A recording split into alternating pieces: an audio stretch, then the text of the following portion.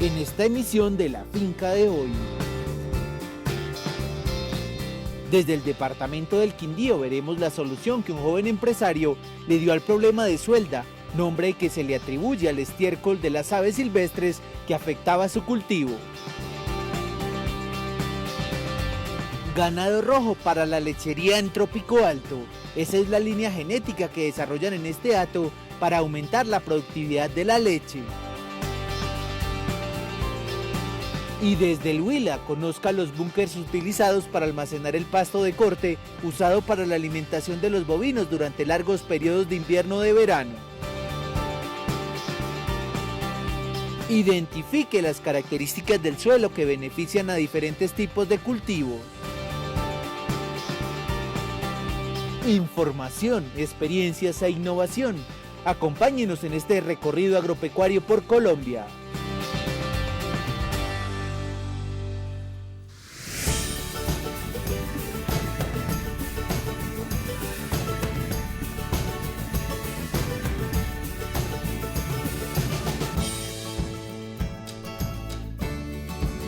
Mientras para muchos agricultores las aves silvestres pasan como algo desapercibido dentro de sus cultivos, para Santiago Izaza, agricultor por vocación y administrador de profesión, estarlas monitoreando y controlando disminuye el impacto negativo de la suelda en su cultivo de aguacate Lorena. Es un problema que tenemos en los cultivos, más que todo en cítricos, aguacates, que se presenta en la hoja del árbol, debido a que los pájaros llegan y se asientan sobre el árbol y depositan ahí su excremento. El impacto negativo es porque el estiércol de las aves silvestres y migratorias está conformado en su mayoría por semillas de otras plantas con gran probabilidad de germinación, que a su vez se desarrollan como hospederas sobre las hojas y los tallos del aguacate.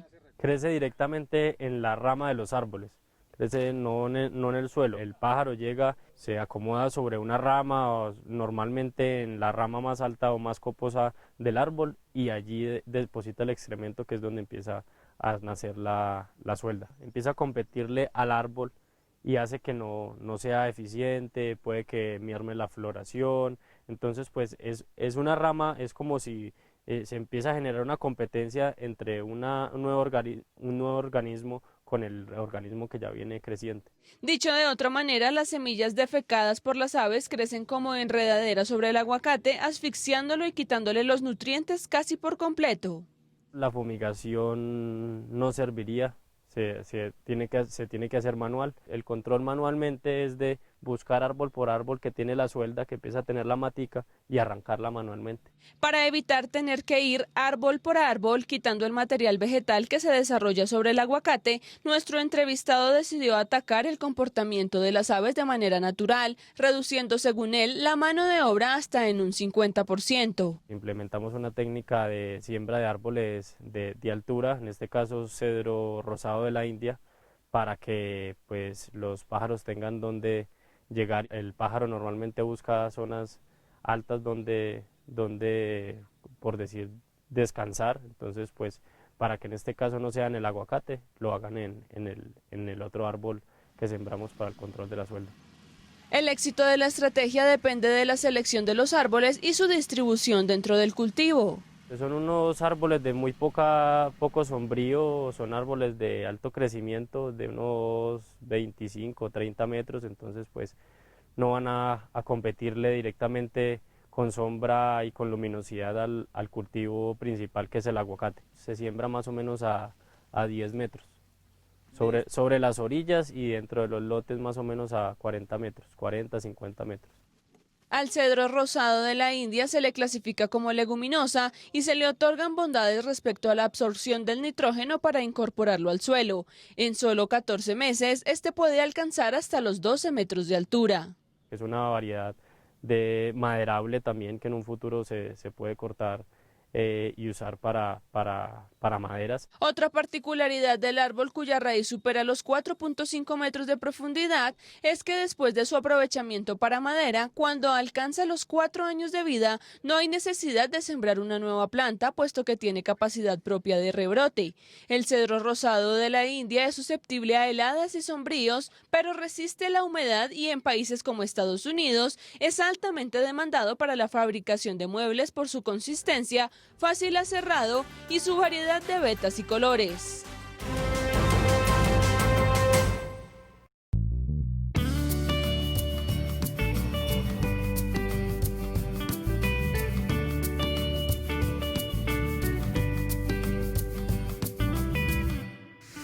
La línea de ganado rojo sueco empezó a ser conocida en Colombia hace más de 15 años, debido a los buenos resultados que generó al agregarla a la raza Ayrshire.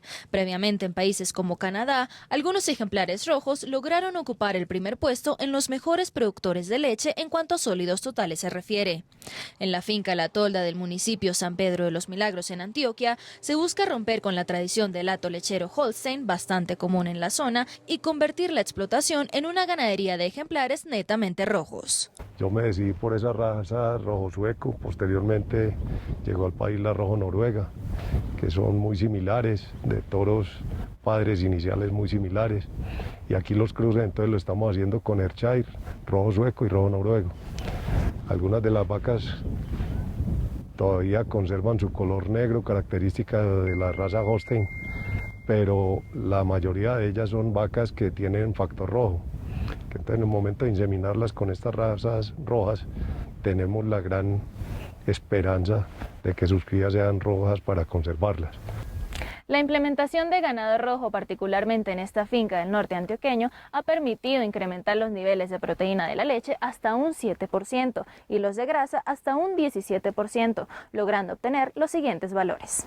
El porcentaje actual de proteína en la leche producida es de 3.30% y el de grasa de un 4.05%. Cuando nos hemos comparado durante todo el tiempo con la calidad composicional de la leche de muchos de nuestros amigos, porque la raza Holstein sigue siendo la raza de mayor porcentaje en el país en producción de leche especializada, nos da un cierto orgullo y a veces tratamos como de pincharnos porque realmente tenemos una buena calidad composicional, una buena proteína y una buena grasa. Los hatos Holstein de esta zona de Antioquia logran vender leche de 1.120 o 1.130 pesos el litro. Debido a los altos valores composicionales obtenidos con la línea de ganado rojo, este hato ha llegado a vender cada litro entre 1.260 y 1.300 pesos, un precio que es resultado de todas las bonificaciones agregadas por parte de las empresas comercializadoras a la buena calidad del líquido y que supera al de las ganaderías vecinas por más de 100 pesos. Eso hay que evaluarlo desde el punto de vista económico, cuánto representa en ingresos, ¿no es cierto? Es una diferencia considerable en el precio del litro de leche de un animal, de una leche con alto contenido de sólidos versus una leche de un contenido promedio de las razas. Nuestro invitado señala que, aunque no han llegado a los niveles de sólidos totales del ganado Jersey, tienen una calidad de leche sobresaliente dentro de los hatos lecheros en San Pedro de los Milagros. El propósito principal es ir descartando todos los animales negros de la finca, en pro de convertir todo el ganado en rojo, para seguir aumentando los niveles de sólidos y así continuar mejorando los ingresos de la explotación. Nuestro promedio móvil de las últimas 6 semanas en el pago de la leche llegó a 3.26 en proteína. En grasa hemos estado hasta en 4.07, 4.10. La última semana bajó un poco la grasa, quedó como en 3.92.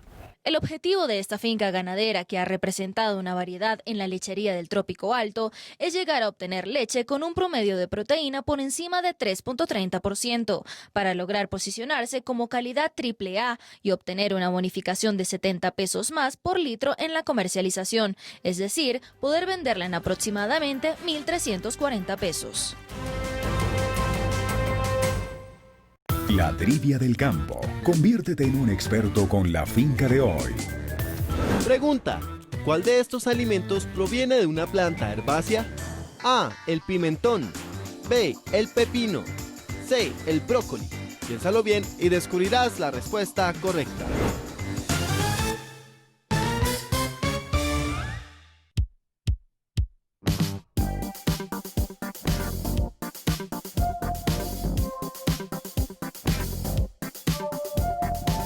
El pasto de corte Cuba 22 es un híbrido entre dos especies de Penicetum purpureum. Posee un color verde sólido y entre sus características principales están sus altos niveles de proteína y azúcares, lo que le confiere un sabor dulce y muy palatable. Con abundante follaje y tallo grueso, ofrece una favorable digestibilidad para el ganado bovino. Es un pasto que engorda mucho el ganado, lo mantiene muy bonito. El pasto de corte se implementó aquí en la finca en la medida que el silo de maíz fue imposible sostenerlo por costos. Desde hace unos 8 años, 9 años, arranqué con un lote pequeño de pasto Cuba 22 porque le vi un muy buen desempeño en la canoa y en la condición corporal a los animales a quien se les suministraba. Tuve el inconveniente que arranqué embolsando, pero este pasto tiene el problema que se pudre porque tiene exceso de líquidos. Estos líquidos procedentes del pasto en descomposición tienen el peligro de que lleven sustancias tóxicas resultado de cargas orgánicas muy elevadas, que pueden contaminar las aguas superficiales, subterráneas o los suelos. En estas instalaciones ven un búnker morreado, o sea, el muro es morreado con piedra, concreto y algo de varilla, muy poca. Sencillamente es como para tener las paredes y detener que se derrumbe. La altura del búnker es de 2,40, 2,50 en la parte más alta, más ancha, más honda, y un desnivel más o menos de 15-20 centímetros de la parte alta a la baja, con su drenaje para sacar el lixiviado. Si no se hace un correcto drenaje en las instalaciones, estos líquidos hacen que el pasto tome una coloración negra, perdiendo sus propiedades nutricionales y, por ende, traduciéndose en problemas en la alimentación de cada animal. El sistema de drenaje es muy sencillo porque es un canal que se manejan en el piso, un desnivel, con un centro más profundo, eso cae a un sifón y el sifón sale a un foso para no contaminar las aguas. Es lo ideal aquí en la finca. Cada búnker de los 3 que poseen están diseñados para 240 toneladas.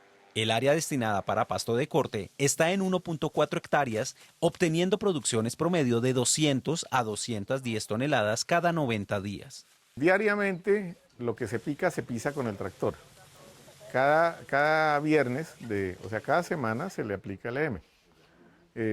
La idea es dejar el búnker que sufra su proceso de fermentación más o menos entre 30, 35, 40 días para poder dar un ensilaje bueno. Eso no quiere decir de que no se pueda dar inmediatamente, pero lo aconsejable es de que tenga una fermentación mínima de 40, 45 días y de que todas estas bacterias que le están aplicando y levaduras pues hayan hecho su proceso sobre la celulosa del pasto. Con buen manejo de fertilización y agua, ya sea de lluvias o riego, se desarrolla muy bien el pasto. Una dieta nutricional ideal con el Cuba 22 logra que los bovinos crezcan fuertes y produzcan leche de alta calidad. A las vacas se les está dando más o menos 40 kilos día porque se les da una alimentación en la mañana y salen a reposar. Acá por la noche, después del ordeño, salen a pastoreo únicamente y se suplementa en el momento del ordeño, de acuerdo al estado de lactancia que esté cada animal. El pasto Cuba 22 ofrece excelentes resultados, ya que permite una rotación promedio de 60 a 70 días entre corte. Lo pueden ingerir reses de lechería especializada y doble propósito, porque puede crecer en condiciones ambientales variadas, además de no poseer pelusa o vellosidades.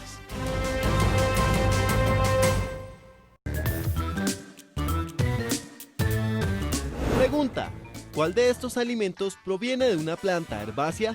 A. El pimentón. B. El pepino. C. El brócoli. La respuesta correcta es la C. El brócoli proviene de una planta herbácea que mide aproximadamente 70 centímetros. Se compone por sus hojas grandes, estrechas y verdes oscuras. Se cultiva principalmente en los departamentos de Antioquia, Cundinamarca y Nariño.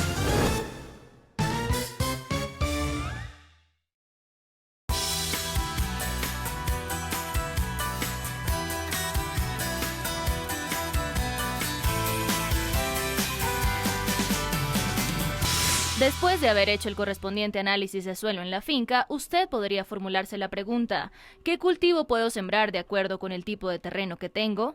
Pues bien, en el informe de hoy les contamos qué fruta, tubérculo, grano o bulbo puede ser el indicado para aprovechar al máximo las propiedades del suelo que tiene en su predio y así establecer una producción agrícola. El cultivo del café pues está irradiado en buena parte del territorio nacional a diferentes alturas y hay varias categorías de suelos. Y el café se puede cultivar perfectamente en suelos arcillosos, en suelos arenosos, franco-arcillo-arenosos. Para tener datos más específicos y usted pueda tomar nota, en suelos arenosos se puede sembrar hortalizas, tubérculos y bulbos, entre ellos papa, batata, yuca, remolacha, rábano, ñame, zanahoria, lechuga, ajo, cebolla, cebollinos, puerro, además de plantas como romero y tomillo. Pero eso lo podemos corregir perfectamente adicionándole una buena materia orgánica, haciéndole un buen manejo, haciéndole por supuesto un análisis de suelos, que esa es la invitación que nosotros le hacemos a todos los agricultores, los caficultores, que por supuesto lo mínimo que deben tener es un análisis de suelos para que sea interpretado correctamente y aparte de que sea interpretado correctamente, que ese mismo análisis lo hayan tomado correctamente la muestra para que el resultado sea muy favorable y sea correcto, ¿sí? A partir de ahí ya puede empezar a hacer cualquier tipo de corrección si se necesita. Si es un suelo arcilloso, por así decirlo, o suelos pesados, como normalmente lo llama la gente, también tiene sus ventajas y sus desventajas. Una de las desventajas es que por el mismo hecho de ser arcilloso, son suelos que normalmente la raíz no se desarrolla tan fácil, pero la ventaja que tiene es que, por ejemplo, puede retener más humedad, puede resistir mejor un verano, puede de cierta manera contener un poquito más los nutrientes en el suelo y eso es beneficioso. Y así con cada uno de los suelos. Pero la invitación número uno es que, por favor, ojalá todos tengan una radiografía del suelo. Una radiografía del suelo, ¿qué es? Un correcto análisis de suelos para a partir de ahí a empezar a hacer cualquier aplicación. En suelos arcillosos, los cultivos que mejor se adaptan son los que pertenecen a la familia de las crucíferas, como repollo, brócoli y coles. En este tipo de superficie, la siembra de girasol también es una opción, además de plantas medicinales como la menta o el toronjil. Si es un suelo arcilloso, por así decirlo, o suelos pesados, como normalmente lo llama la gente, también tiene sus ventajas y sus desventajas. Una de las desventajas es que por el mismo hecho de ser arcilloso, son suelos que normalmente la raíz no se desarrolla tan fácil, pero la ventaja que tiene es que, por ejemplo, puede retener más humedad, puede resistir mejor un verano, puede de cierta manera contener un poquito más los nutrientes en el suelo y eso es beneficioso. Arcilloso, arenoso o francoarcilloso. Cualquiera de estos tipos de superficies se puede encontrar a las diferentes altitudes sobre el nivel del mar a nivel nacional. Lo que cambiará en cada zona será el contenido de materia orgánica. En suelos arcillosos, usted puede sembrar hortalizas siempre y cuando le proporcione materia orgánica a los primeros 20 centímetros de la superficie. Como este tipo de cultivo no cuenta con raíces tan profundas, puede extraer los nutrientes fácilmente. Para frutas y granos, los francoarenosos, como diga, casi la gran mayoría de los suelos se pueden cultivar frutas, porque tú puedes cultivar frutas a 2.000 metros, a 1.500, a 1.600, a 1.200, a 1.000 metros, por debajo de 1.000 metros, a 500 metros, puedes sembrar piña, puedes sembrar aguacate a más altura, y todos esos suelos son diferentes. El aguacate tiene una no sé si será limitante, y es que si nosotros no hacemos las cosas bien desde el comienzo, elegimos un suelo que esté muy suelto, un suelo francoarenoso, arenoso principalmente, le hacemos un buen drenaje. En suelos humíferos, los manzanos, perales, ciruelas, fresas, cereales y maíz son cultivos que dan su mejor potencial y en suelos ácidos se aconseja sembrar arroz, yuca, piña, marañón, cítricos y arándanos.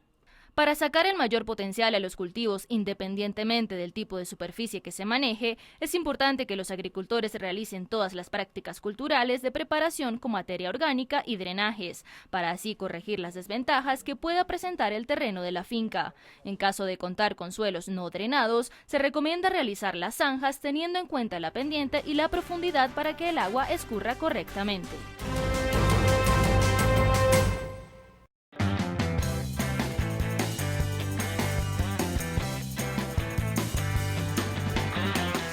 Cultivado en medio de las ramificaciones central y oriental de la cordillera de los Andes, el café del departamento del Huila es uno de los más reconocidos por su acidez, fragancia y aroma intenso. Estos atributos que lo destacan nacional e internacionalmente pueden conservarse por largo tiempo. Y en la finca Tamaná del municipio del Pital en el Huila nos compartirán el trabajo que desarrollan para este fin.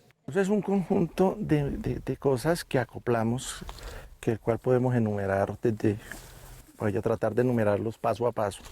Va desde el cultivo, desde la fertilización, hasta llegar al punto del secado. Porque si hay una buena fertilización va a haber unos granos vigorosos, unos árboles vigorosos, buenos. Inicialmente por cuestiones económicas que podíamos hacer 2 solo fertilizaciones en el año. Entonces puede haber afectado que la tasa no mejorara. Ahora estamos haciendo 3 cada 4 meses, ¿sí? En eso estamos haciendo un control para tener un grano más uniforme, más completo. El buen café en cuanto a sabor y aroma corresponde a una combinación de compuestos químicos en el grano. Algunos ensayos de expertos indican que al aplicar calcio, boro y potasio en la fertilización se puede mejorar la calidad. La recolección aquí en esta finca se hace muy diferente a las fincas demás. Se hace solo productos maduros. ¿Por qué solo granos maduros? Porque si recogemos un pintón o un verde nos va a dar astringente en la taza. Si se nos pasa un grano de sobremaduro que recojamos del suelo, nos va a dar químico o nos va a dar fermento. Entonces, por eso solo granos maduros. Luego de la recolección, los granos se pesan y se llevan a los tanques de flote, en donde se realiza la clasificación.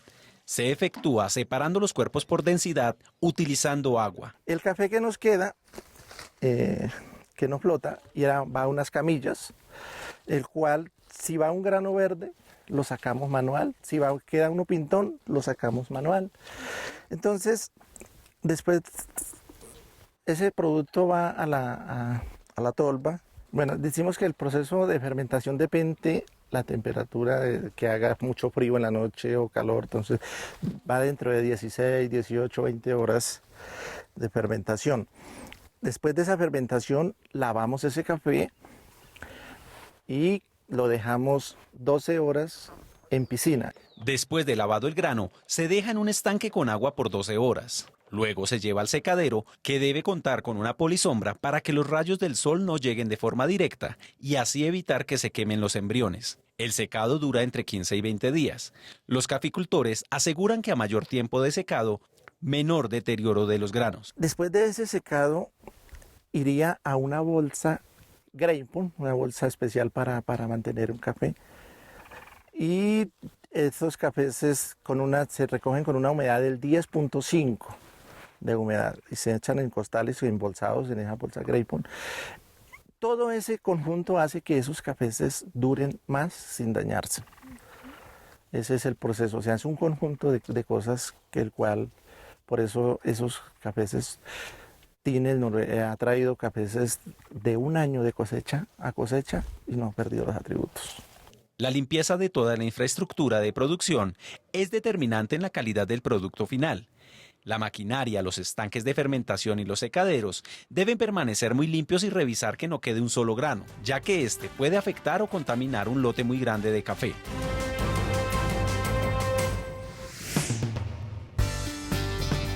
Al regreso, recomendaciones de cruces según los objetivos productivos que tenga en su hato ganadero y veremos la importancia de la habilidad materna de sus vacas.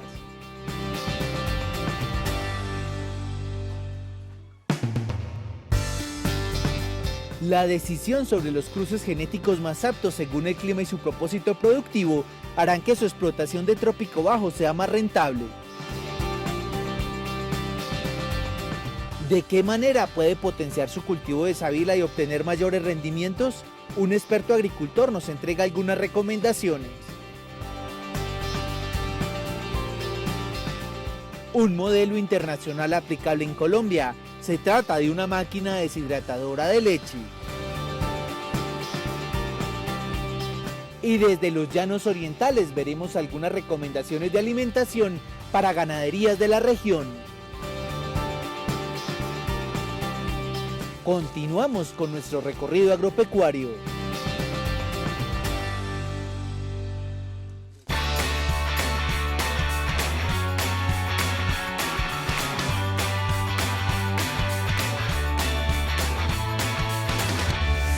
En el departamento del Huila, en la finca La Alemania, ubicada a 1.700 metros sobre el nivel del mar, la ganadería doble propósito se ha convertido en una alternativa a agregar para generar nuevos ingresos al bolsillo de los productores. Allí un profesional nos habla sobre los cruces más recomendados y que mejor se adaptan a esta zona, teniendo en cuenta las ofertas de ejemplares actualmente presentes en nuestro país y las preferencias de los ganaderos. El que quiere producir más carne, en este momento en Colombia encontramos unos toros muy competitivos, ¿sí? Podemos encontrar las razas cebuinas, podemos encontrar el Nélore, es una raza muy competitiva también. Para tú producir leche encuentras una cantidad de pajillas de unos toros extraordinarios, y ya de pronto metiéndonos más a la línea de la leche sí encontramos una variedad enorme. Pero hay que tener en cuenta de que las pajillas de los toros que se van a utilizar en cuanto a leche para tener un buen resultado tienen que ser pajillas de toros probados y comprobados en leche. Desde hace un tiempo, para la producción de leche en la zona han empezado a incluir razas Holstein, Pardo Suizo, Ayrshire y Jersey. Sin embargo, es importante que los ganaderos consideren que estos ejemplares logran sus mejores picos de producción en trópico alto. En cambio, en esta zona, sus niveles de leche pueden disminuir a la mitad. Por eso, los productores se han dedicado a la tarea de conseguir pajillas de toros Gyr, campeones en producción de leche, e incluirlos en sus ganaderías. Agregar esta raza ha traído varios beneficios al hato huilense. Hemos utilizado un mejoramiento genético utilizando razas Gyr para poder darle resistencia en cuanto a la garrapata, y encontramos en esta región, o la gente que quiere implementar este proyecto, encontramos que tienen vacas 7 colores, que son las vacas de la región, vacas de muchos cruces, pero la gente muchas veces busca irse solo por la leche, olvidando así dar una resistencia al animal. Tenemos que tomar conciencia de que genéticamente hay animales que vienen equipados mediante la evolución que han adquirido, y ya son animales que adquieren esa resistencia y son animales que ya no van a tener problema de garrapata. La incidencia de garrapatas abarca toda la zona del Huila. Los mismos ganaderos actualmente consideran la problemática como grave, pues aseguran que el insecto ha adquirido mucha fuerza frente a la aplicación de productos químicos. Aportando resistencia a la ganadería de estas fincas en los cruces con Gyr, se logran disminuir casos de anaplasmosis, babesia o tripanosoma, problemas de estrés calórico en extensos veranos y enfermedades podales. La gente, cuando quiere hacer este mejoramiento genético, si no tiene razas puras, por decir un Holstein o un Gyr, que va a sacar un ternero o una ternera Gyr-Holando, podemos hacerlo mediante una asistencia técnica que le brinde un asesoramiento en cuanto a ojo, mirando el fenotipo del animal y el genotipo, para así mismo mirar qué toro se le mete a esa vaca, independientemente de que sea pura o sea 7 colores. Para esta zona pega muy bien el blanco orejinegro, es un animal muy resistente, es un animal que hay mucha raza criolla, ¿no? Aquí en Colombia, el criollo caqueteño, el sanmartinero, el blanco orejinegro, ese tipo de animales nos brindan una resistencia extraordinaria para esta zona. Cualquiera que sea la preferencia de producción en la finca, se puede agregar resistencia al realizar el mejoramiento genético, incluyendo toros de la línea lechera de razas cebuinas o de razas criollas. Las asociaciones ganaderas de municipios como El Pital, La Plata y Garzón han venido manejando pajillas importadas de Brasil, Europa y Estados Unidos. En esta zona del trópico colombiano, tanto para la producción de leche como de carne, no se trata de preocuparse por obtener altas cantidades de producción, se trata de que el negocio ganadero sea rentable con animales que, aunque en lechería, por ejemplo, solo den 15 o 20 litros, los gastos que acarree tal animal sean consecuentes con los beneficios obtenidos.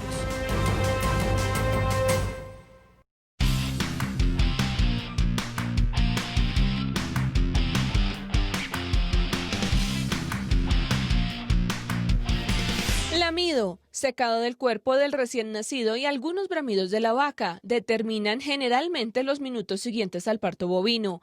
Estas acciones, según los expertos, no son más que el instinto natural, la voluntad de la hembra por atender y cuidar a su becerro, actos que hacen parte de lo que técnicamente se denomina como habilidad materna. Es cuando los animales, las madres, tienen a su cría, la protegen.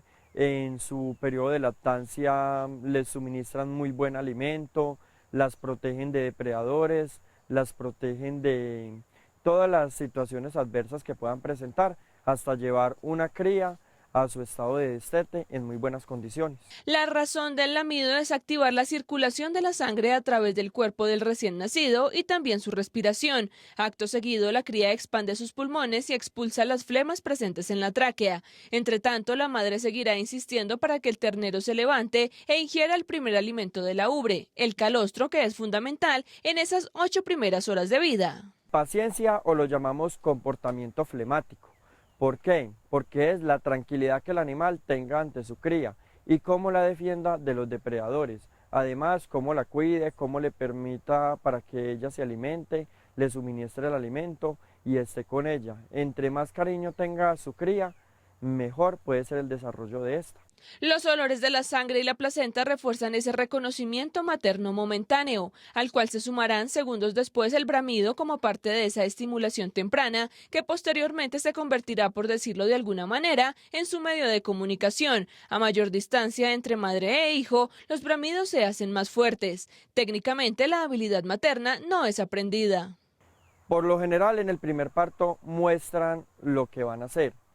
Ya que el animal tenga un accidente en el camino o sufra de algún problema, algún trauma, porque también lo puede tener, sí se puede generar inconvenientes, pero en el primer parto sí muestran que van a ser buenas madres, así van a seguir siéndolo.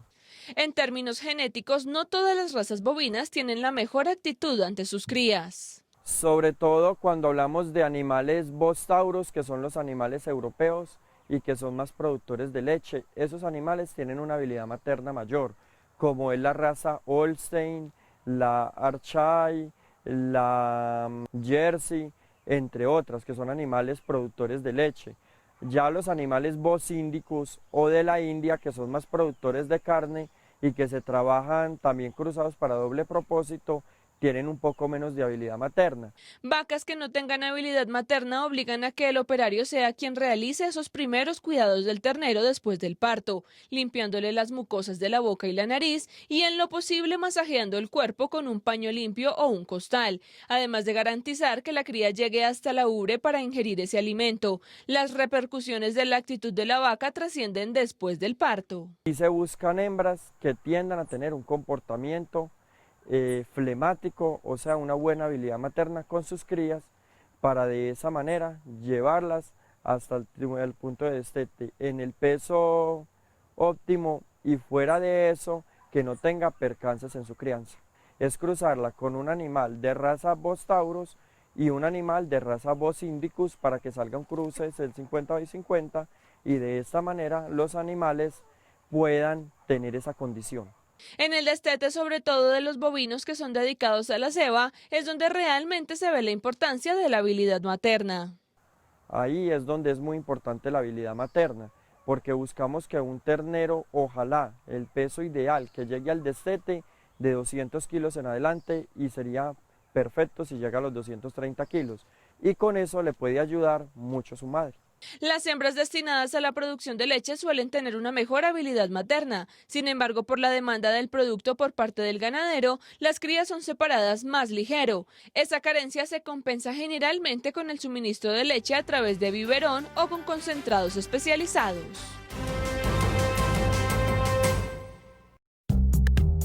Canasta de precios. Durante esta semana el chocolo en mazorca registra los siguientes precios promedio por kilo. Armenia 871 pesos, Bucaramanga 680 pesos, Cúcuta 848 pesos. El frijol verde presenta un valor promedio por kilo de Bogotá 2.800 pesos, Ibagué 1.760 pesos, Neiva 1.867 pesos. El pimentón registra un precio promedio por kilo de Cali 2.367 pesos, Manizales 1.950 pesos, Santa Marta 2.125 pesos. El tomate presenta un precio promedio por kilo de Medellín 1.688 pesos, Pereira 1.633 pesos, Tunja 1.424 pesos.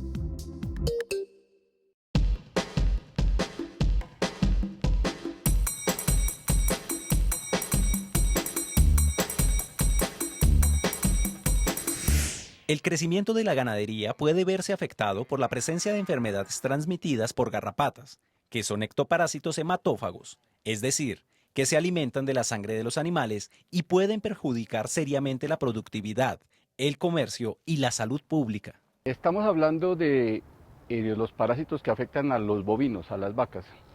Y en este caso tenemos que las vacas no son propias de este continente, las vacas fueron traídas con los españoles en los años 1400. Las garrapatas, cuando vinieron, trajeron unas garrapatas que son propias del ganado, son garrapatas originarias del sudeste asiático. Esas garrapatas, cuando llegaron los ganados con los españoles, se establecieron en nuestros territorios y hoy en día son endémicas en las zonas bajas. En todo el hemisferio se han identificado más de 40 especies de garrapatas que afectan a los animales, pero la de mayor impacto en el sector pecuario es la conocida como garrapata común del ganado. Transmitidos por garrapatas y que producen la fiebre de garrapata. Esa es la fiebre de garrapata, son organismos que son transmitidos por la garrapata, que hoy en día son nativos o no nativos, sino endémicos en nuestras regiones. Por ejemplo, cuando yo llevo animales de tierra fría a clima cálido, por ejemplo, llevo animales de la sabana de Bogotá a Villavicencio, los animales al llegar a Villavicencio y tienen contacto con las garrapatas, se enferman de fiebre de garrapatas. La fiebre de garrapata no ocurre donde es abundante la garrapata, por el contrario, ocurre donde es escasa. Cuando el ganado nace y desde pequeño tiene contacto con garrapatas, adquiere inmunidad y no se enferma de fiebre de garrapata. Cuando un ganadero de Villavicencio tiene garrapatas, a él no se le mueren los animales por fiebre de garrapatas. Él tiene el problema de que tiene que estar tratando a sus animales con antiparasitarios para el control de la garrapata. Pero cuando la fiebre de garrapata ocurre en climas fríos y climas medios, los animales se mueren, porque es una enfermedad aguda, con fiebre y mortalidad de los animales, y se demora algún tiempo los ganaderos en conocer la causa de la enfermedad. Generalmente es muerte con un síndrome febril y de pérdida de sangre, anémico. El cambio climático es una realidad y está asociado con dos condiciones. La primera, a un aumento lento pero sostenido en la temperatura del suelo y a unos cambios en los regímenes de precipitación pluvial y de épocas de sequía. Si la garrapata se establece permanentemente en los altiplanos, sería un problema gravísimo y desastroso para la ganadería de leche en los trópicos altos colombianos. Manejar el problema de garrapatas y cambio climático. Las garrapatas son ácaros pero de mayor tamaño y también llegan a presentar resistencia a insecticidas. En casos agudos de fiebre de garrapatas, lo mejor es apoyarse en el servicio de laboratorio y la medicina veterinaria.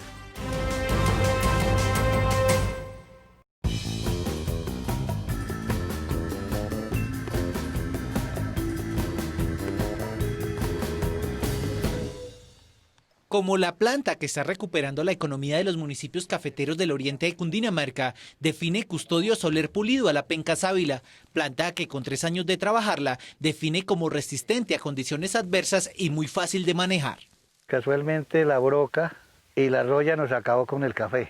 Esta finca daba 120 cargas de café pergamino. Por ejemplo, lo que es Quipile, San Juan, Chaguaní, Villaní y Vituima tenemos ya bastante sábila sembrada.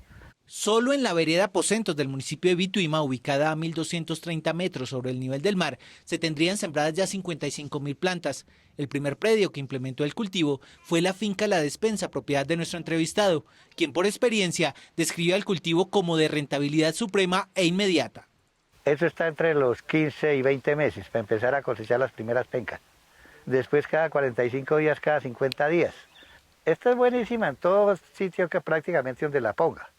Porque esto es de un desierto, esto es un cautus, pero sí en ladera lo que se dificulta es el trabajo, que la mata puede voltear, toca terraciarla. Ahora el sueño es la conformación de una cooperativa que les permita a los productores evitar la tercerización y obtener en consecuencia mayores ganancias. Los 2 lotes de La Despensa, uno en producción y otro recién sembrado, en el que ya se proyecta la producción, ejemplifican la rentabilidad. Tengo yo 3.000 plantas, que coge menos de media fanegada. Y ahí se está cortando 2 pencas cada 45 días, que son 6.000 pencas que se sacan. Entonces está cogiendo 1.300.000, 1.400.000 cada 45 días. Este acá tiene 4.700 plantas y viene a producir 9.000 pencas cuando se empiece a cortar. Daría 2.700.000 cada cortada. Entonces, ¿a dónde el café le va a producir a uno esto en un lotecito de estos? Desde la siembra, 6 actividades son, según nuestro entrevistado, fundamentales para lograr hojas de 170 a 200 gramos de peso cada una. Para la sábila no es de gran cantidad de agua, es de muy poca agua. Penca que se raya no sirve. Tenerla en lo limpio, deshijarla, porque los hijos le quitan mucha fuerza a la mata, deshojarla de abajo porque la hoja de abajo también le quita fuerza. Para facilitar todas esas labores se debe considerar la densidad de siembra. Entre metro de calle 60 de mata a mata se caben en una fanegada entre 11.000 y 12.000 plantas. Y esto no es sino echarle orgánico, esto no necesita fumigar la mata con nada. Esto se le echa humus de lombriz, se le fertiliza cada 3, cada 4 meses. El deshoje es una de esas labores fundamentales de la que depende que cada hoja anche y crezca. Le quitamos la penca que le quita fuerza a la mata y que no tiene venta. Simplemente se utiliza para hacer humus para la lombriz, para la misma sábila. Esto se pica la penca en una esquina y se ala de medio lado para que no se vaya a dañar. Las primeras que están abajo hay que irlas quitando. Por ahí cada 4 meses, cada 5 meses. Otra manera de potencializar la calidad de la hoja es quitando en su debido momento, es decir, cuando apenas va a empezar a abrir esta espiga, que es nada más ni nada menos que la flor. Esta labor se suma al deshige, que no es otra cosa que quitar las planticas que van naciendo alrededor de la planta madre. Se aconseja no dejar más de 2, los cuales podrían servir incluso para semilla. Y arrancan estos hijuelos que viene así uno y se siguen sacando. Se deja este y por este lado no, este. Aquí queda otro, vean. Entonces se le dejan 2 hijuelos a cada mata y como uno puede ir sacándole para que la mata no pierda fuerza. ¿Ve? El aloe puede sembrarse en policultivo. La única salvedad es que las otras plantas no le generen sombrío. Esto es muy bendito sembrarle el frijol por la calle. Frijol matorro, frijol de árbol.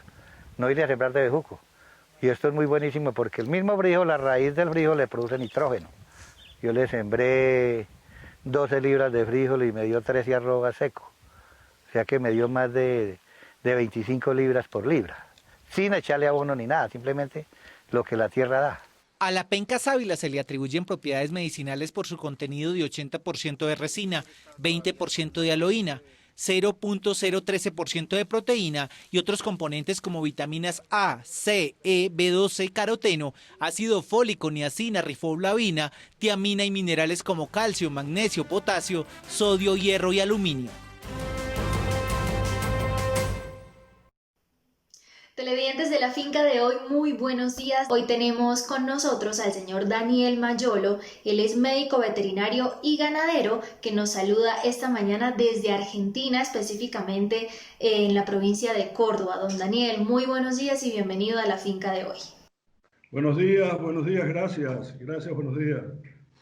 Don Daniel, cuéntenos un poco acerca de esa propuesta, de esa invención de una máquina para obtener leche en polvo que usted ha venido desarrollando durante el tiempo y que podría ser muy útil para las diferentes ganaderías lecheras, ya sean caprinas, bufalinas o bovinas. ¿Cómo funciona la máquina? ¿En qué consiste? Bien, básicamente es un deshidratador para instalar contiguo o pegado a la sala de ordeño. Deshidrata a polvo pequeñas cantidades, algo así como de 2 a 200 vacas, a la leche producida de 2 vacas a 200 vacas, usa la energía solar para poder deshidratar y es muy económico y sencillo y empleamos leña para hacer calor o el sol para proporcionar el calor, obviamente evaporamos con calor y necesitamos un poquito de energía eléctrica que podría andar entre 2 y 3 kVA, digamos 2 o 3 kilovatios.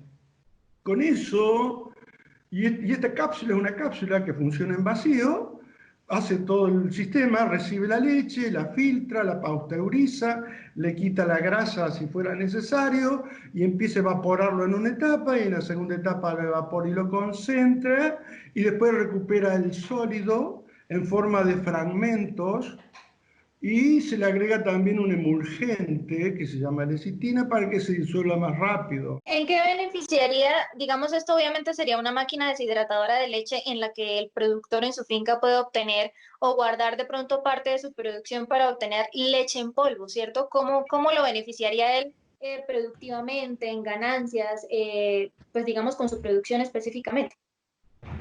Bueno, sí, dispone de leña. Si dispone de buen sol, el costo para secar es casi cero.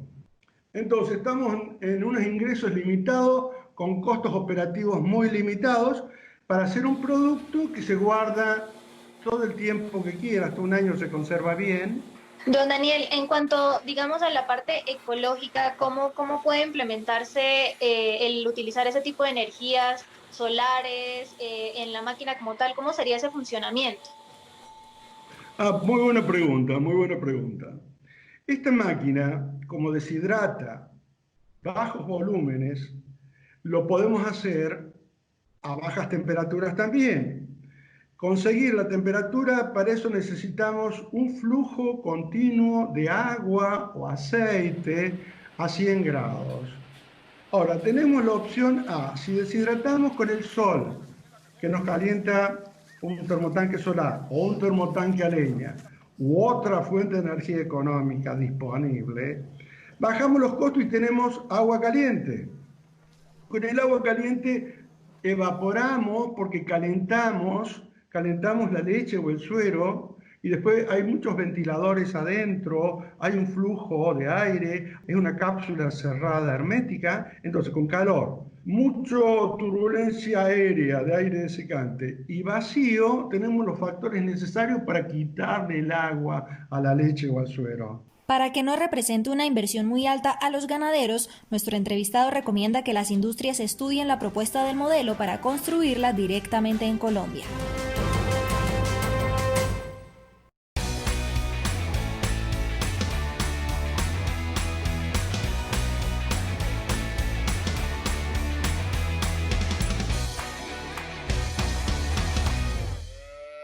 La nutrición es de suma importancia para la productividad de un hato ganadero.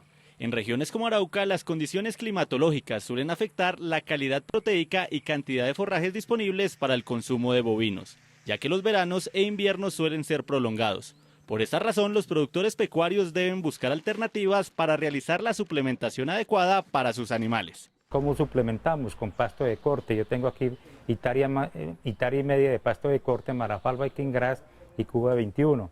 Fuera de eso también pues ensilamos ese pasto o cuando se nos agota compramos hilo y compramos heno para sostener el ganado en su promedio normal para que no nos baje rendimiento de producción ni de rendimiento de carne.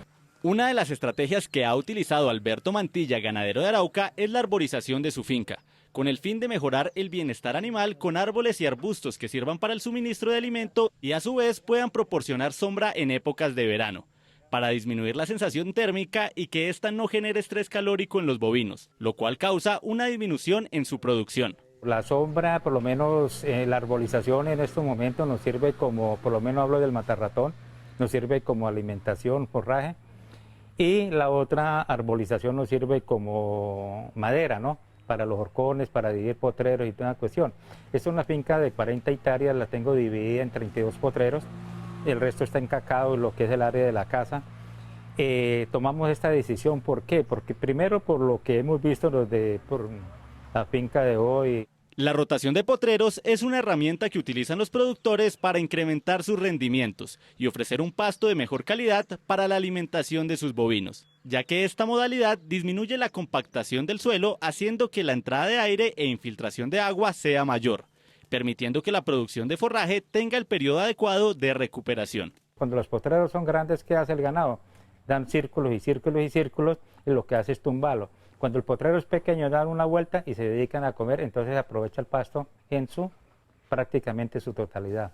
Y a través de eso y lo que nosotros también hemos practicado y hemos observado es que es una de las mejores maneras para obtener una gran ganadería y manejar los potreros para eliminar maleza, para eliminar muchas cosas que nos presentas cuando los potreros son grandes, ¿no? Realizar un sistema de rotación de la ganadería en sus potreros le garantizará al productor contar con pastos frescos, los cuales pueden aportar mayor valor nutricional que cuando el pasto se encuentra maduro, ya que se vuelve fibroso e incide en la digestibilidad del animal. Esto es un éxito de las ganaderías manejadas, pequeñas. ¿Por qué? Porque consideramos que es mejor tener poquito y bastante sustancioso, ¿no? La ganadería extensiva, pues, ¿qué se necesita? Pues grandes cantidades de terrenos, más inversión, más obreros, más demanda de trabajo, y la producción no puede ser igual a que una finca como esta que está produciendo buena leche, los animales son bien vendidos, la finca está bien preparada porque no la estamos castigando con el sobrepastoreo. En la finca Sabaneta manejan 3 tipos de pastura para el consumo de sus bovinos, en los que se destaca el pasto estrella, debido a que tiene una alta producción de forraje, razón por la cual puede soportar de 4 a 5 animales por hectárea. Además que presenta buena adaptabilidad y resistencia a terrenos húmedos. El contenido de proteína cruda que puede alcanzar este forraje es de un 20% para la nutrición de los bovinos. También cabe destacar su capacidad de proteína digestible en el ganado, el cual se recomienda que se le suministre de 70 a 100 gramos por cada kilogramo de materia seca consumida. Tenemos el janeiro. El janeiro es un pasto que da mucho rendimiento aquí en estas partes bajas, y el alemán. Son pastos que contienen mucha agua y mucha proteína. Son pastos, por lo menos el janeiro, que usted rota el ganado, lo saca y a los 10, 15 días está otra vez para volver a echar el ganado. Entonces son pastos de mucho rendimiento que nos favorecen a nosotros en esta sistemas de suelos que son húmedos. Se recomienda que los ganaderos puedan tener distribuidos en sus predios una variedad forrajera, con un 80% de gramíneas como puede ser el pasto estrella, 15% de leguminosas y un 5% de malezas.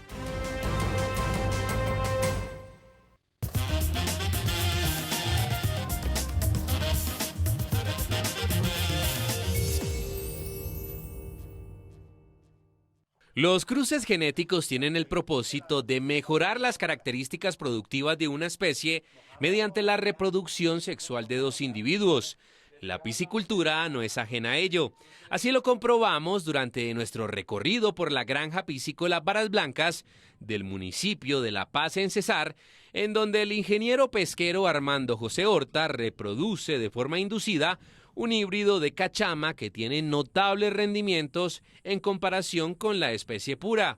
En aras de mejorar los rendimientos en piscicultura, uno está siempre investigando, haciendo mejoramientos genéticos, y hemos encontrado que el cruce de la cachama negra con la cachama negra hembra con la cachama blanca macho, el cruce de estas 2 especies dan un híbrido, un animal que genéticamente da más rendimiento que los puros. Se está trabajando con la cachama híbrida por los rendimientos que está dando, la cabeza más pequeña, la coloración, un color gris brillante, la cola anal roja, y convierte más en peso que las puras. Por eso estamos trabajando y hemos prácticamente, de a poco se ha ido ya dejando de hacer las reproducciones puras. Durante el seguimiento que ha realizado el ingeniero Horta, ha evidenciado que la variedad híbrida alcanza más rápido los pesos ideales de comercialización. La cachama híbrida, tenemos casos en que cuando sembramos en densidades suaves, 3 animales por metro, en 4 meses tenemos animales para comercializar, 350 a 500 gramos. En cambio, en negra o en blanca pura tenemos que esperar 6 meses para dar este peso. Asimismo, el factor de conversión de alimento de esta especie es más favorable que el de una pura. Por decir, en una cachama híbrida es 1.21, lo que quiere decir que yo necesito 1.2 kilogramos de concentrado para sacar un kilo de carne en la híbrida, mientras que en la blanca y en la negra tengo que utilizar 1.5 a 1.8. Con relación al plan alimenticio, se realiza con base a la biomasa del animal. Se inicia con un 10% y finaliza con un 2% hasta cosechar. Aquí en el proyecto nosotros estamos manejando únicamente con concentrado, pero también hay proyectos donde para minimizar costos por alimentación se utiliza alimentos suplementarios, llámese maíz, sorgo, papaya, las frutas, sobre todo en la especie cachama, que es omnívora, y la carpa. Estos sistemas productivos pueden establecerse de distintas formas, en estanques de tierra con plásticos impermeabilizados, geomembrana, estanques elevados, entre otros. Para cada sistema hay una densidad de siembra diferente. En condiciones de siembra normal, de densidad de entre 3 a 5 animales por metro de cuadrado de espejo de agua en estanque, sin utilización de aparatos adicionales para generar oxígeno, para sembrar más. O sea, eso se llama algunos piscicultura semi-intensiva. Una de las ventajas de cultivar esta especie en el Caribe colombiano es que la radiación del sol produce buena cantidad de oxígeno en los estanques, acelerando el metabolismo de los peces, que son comercializados con pesos de 500 gramos. Noticias agropecuarias.